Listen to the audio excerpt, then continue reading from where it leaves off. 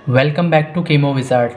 तो यार rotational spectroscopy में अब तक हमने बात कर ली कि रोटेशनल स्पेक्ट्रोस्कोपी क्या होती है, कौन कौन से मॉलिक्यूल्स हैं जो रोटेशनली या माइक्रोवेव एक्टिव होते हैं। फिर हमने बात की हमारे पास एक रिजिड रोटेटर क्या होता है, उस रिजिड रोटेटर की एनर्जी क्या होती है, कौन कौन से डिफरेंट एनर्जी लेवल्स हैं जिन पे वो रिजिड रोटेटर रोटेट कर सकता है।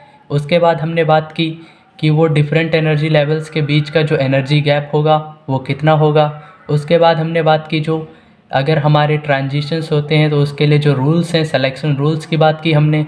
उसके बाद हमने फिर बात की कि अगर हमारा कोई मॉलिक्यूल है जो ट्रांजिशन करके एक लेवल से दूसरे लेवल पे जा रहा है तो हमारे पास जो स्पेक्ट्रल लाइंस प्राप्त होंगी उसकी इंटेंसिटी क्या होगी। तो आज के वीडियो लेक्चर में हम बात करने वाले हैं कि एप्लीकेशन क्या है रोटेशनल स्पेक्ट्रोस्कोपी के।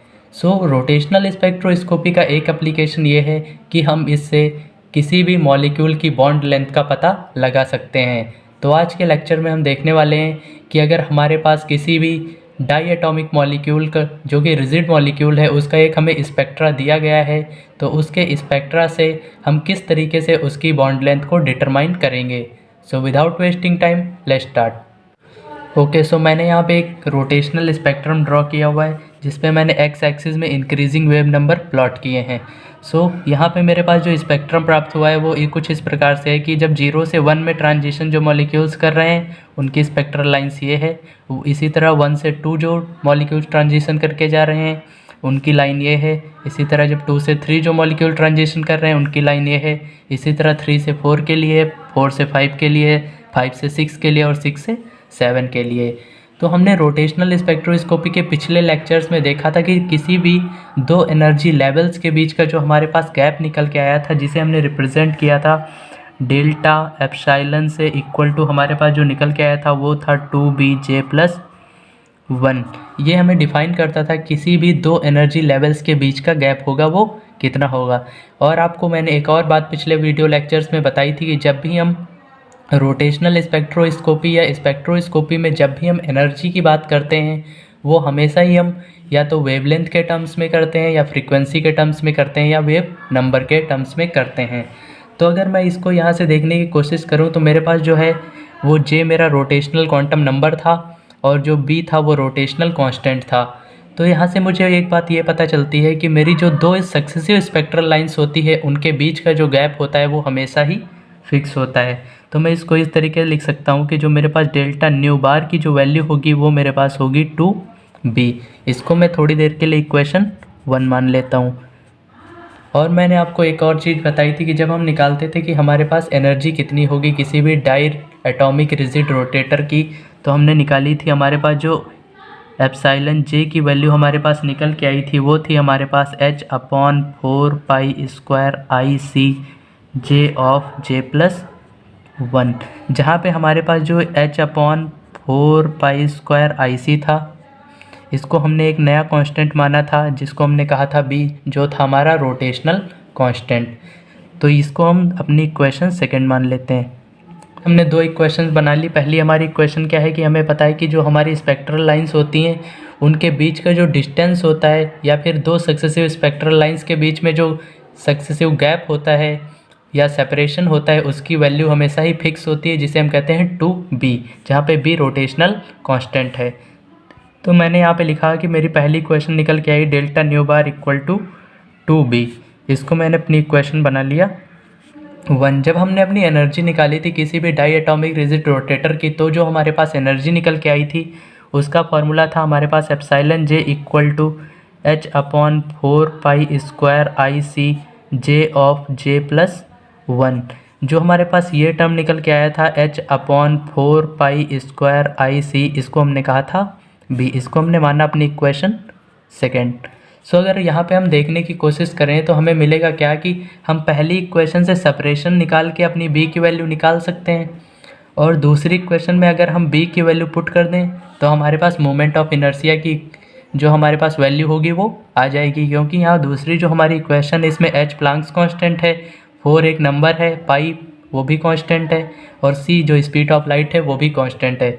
तो हमारे फ्रॉम इक्वेशन 2 से हम ये कह सकते हैं कि जो हमारी दूसरी इक्वेशन है इससे अगर हम इनर्शिया की वैल्यू निकालने की कोशिश करें तो हमारे पास आ क्या जाएगा, h इक्वल टू हो जाएगा 4π²IC।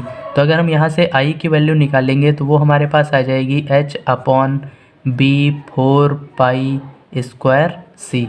सो यहाँ से हमारे पास जो निकल के आएगी वो हमारे पास इनर्शिया की इक्वेशन निकल के आ जाएगी। हमने सबसे शुरू के लेक्चर्स में जब हमने बात की थी कि हमारा जो रिजिड रोटेटर होता है वो क्या होता है, तब उसमें हमने ड्राइव किया था कि जो हमारे पास मोमेंट ऑफ इनर्शिया होता है किसी भी रिजिड रोटेटर का, वो हमारे पास निकल के आया था I इक्वल टू μr0², जहाँ पे जो हमारे पास म्यू था वो रिड्यूस्ड मास था, जिसकी वैल्यू हमारे पास थी m1 m2/m1 + m2, और जो हमारे पास r0² था वो हमारे पास बॉन्ड लेंथ थी जो कि हमें कैलकुलेट करनी है। तो हमने ऊपर देखा कि हम I की वैल्यू हम इससे निकाल सकते हैं h/b 4π² से, और हमें B की वैल्यू दो स्पेक्ट्रल लाइंस के बीच का फ्रीक्वेंसी सेपरेशन से मिल जाएगी।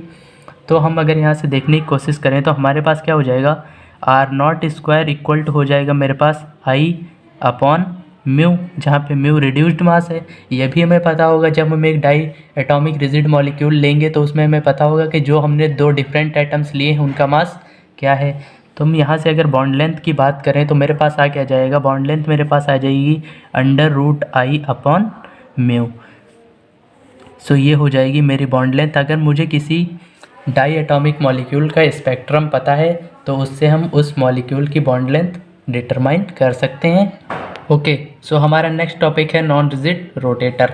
इसमें हमें देखना है कि नॉन रिजिड रोटेटर क्या होता है, किसी नॉन रिजिड रोटेटर की एनर्जी कितनी होती है, और उसके डिफरेंट एनर्जी लेवल्स क्या होते हैं, और जो उसके डिफरेंट एनर्जी लेवल्स होते हैं उनमें दो सक्सेसिव एनर्जी लेवल्स के बीच का जो एनर्जी गैप होता है वो कितना होता है।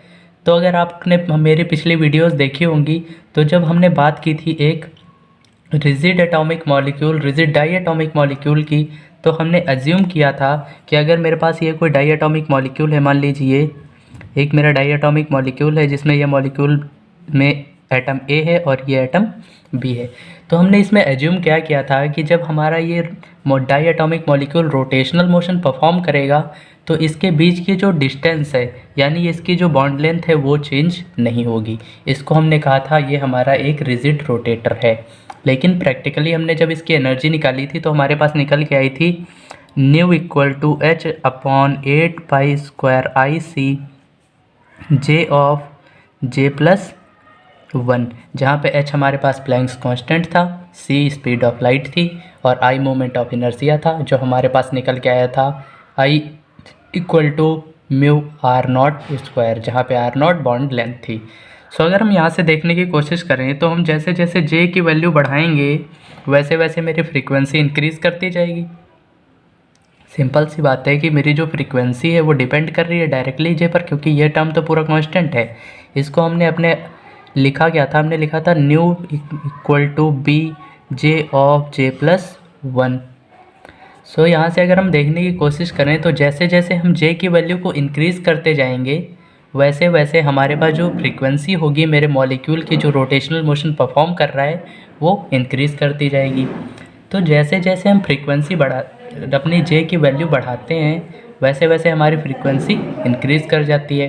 तो जब हमारी फ्रीक्वेंसी इंक्रीज़ करती है तो होता क्या है कि ये जो मेरा मॉलिक्यूल रोटेशनल मोशन परफॉर्म कर रहा था इसके बीच में एक सेंट्रीफ्यूगल फोर्स एक्ट करने लगता है, जिसकी वजह से ये सेंट्रीफ्यूगल फोर्स जो होता है वो बाहर की तरफ लगता है। यानी कि मान लीजिए कोई चीज़ है जो रोटेशनल मोशन परफॉर्म कर रही है, मान लीजिए ऐसी कोई चीज़ है जो ऐसे रोटेशनल मोशन परफॉर्म करे, तो जब उस पर सेंट्रीफ्यूगल फोर्स लगेगा वो बाहर की तरफ लगेगा, सेंटर से बाहर की तरफ। तो जब ये मेरा मॉलिक्यूल अपनी सेंटर ऑफ ग्रेविटी के अलोंग रोटेशनल मोशन परफॉर्म करेगा तो इसमें जो सेंट्रीफ्यूगल फोर्स लगेगा वो A और B पे अपोजिट लगेगा, यानी A और B को दूर करेगा। तो इसमें होगा क्या, इन दोनों के बीच का जो सेपरेशन होगा वो इंक्रीज़ कर जाएगा, यानी उसकी जो बॉन्ड लेंथ होगी वो इंक्रीज़ कर जाएगी। तो हमने देखा क्या था, हम रिजिड रोटेटर तब कहते हैं जब उसके बीच की बॉन्ड लेंथ चेंज ना हो। फिर हमने देखा क्या कि जैसे जैसे हम J की वैल्यू को इंक्रीज़ करते जाते हैं उसके बीच की जो बॉन्ड लेंथ होती है वो इंक्रीज़ करने लगती है, क्योंकि उसके बीच में एक सेंट्रीफ्यूगल फोर्स लगने लगता है। तो ये होता है हमारा नॉन रिजिड रोटेटर। यानी नॉन रिजिड रोटेटर एक ऐसा डायटॉमिक मॉलिक्यूल होता है जिसमें उसके दोनों एटम्स के बीच की जो बॉन्ड लेंथ होती है वो फिक्स नहीं होती है, वो इंक्रीज़ या डिक्रीज़ करने लगती है। क्योंकि हम रोटेशनल स्पेक्ट्रोस्कोपी पढ़ रहे हैं तो यहाँ पे हम वाइब्रेशनल मोशन को कंसीडर नहीं कर रहे हैं, क्योंकि वो आईआर का पार्ट होता है। जब हम इंफ्रारेड स्पेक्ट्रोस्कोपी पढ़ेंगे तब हम किसी भी डाई एटॉमिक मॉलिक्यूल के लिए वाइब्रेशनल मोशन को भी कंसीडर करेंगे। फ़िलहाल हम देखते हैं कि जो हमारे पास एनर्जी होगी इस diatomic non rigid rotator की वो क्या होगी। तो क्योंकि हम यहाँ पे हमारे लिए डेरिवेशन इंपॉर्टेंट नहीं है इसका, इसलिए हम यहाँ पे डेरिवेशन नहीं करने वाले हैं। मैं यहाँ पे डायरेक्ट वैल्यू यूज करने वाला हूँ। अगर आपको इसका डेरिवेशन चाहिए तो आप नीचे कमेंट कर सकते हैं। हम देखते हैं कि जो हमारे पास एनर्जी का फार्मूला होता है यानी एप्सिलॉन जे जो होता है नॉन रिजिड मॉलिक्यूल के लिए, वो मेरे पास निकल के आता है B J of J plus 1 minus D J square J plus 1 to the whole of square. जहाँ पे जो मेरे पास डी है उसे हम कहते हैं centrifugal distortion constant, centrifugal distortion constant. ये होती है हमारे पास जो एनर्जी होती है किसी भी नॉन रिजिड रोटेटर की। हमारे पास रिजिड रोटेटर की जो एनर्जी थी वो क्या थी, हमारे पास B of J J plus 1। लेकिन जब हम यानी जे की वैल्यू जब हम जे की वैल्यूज़ को इंक्रीज़ करते हैं तो उन दोनों के बीच की बॉन्ड लेंथ चेंज होने लगती है, जिसकी वजह से वो रिजिड रोटेटर की तरह वर्क नहीं कर पाता है और वो एक नॉन रिजिड रोटेटर की तरह बिहेव करता है। तो जो हमारी नॉन रिजिड रोटेटर की एनर्जी होती है उसे हम डिफाइन करते हैं is epsilon J equal to B J of J plus 1 minus D J square J plus 1 to the whole of square.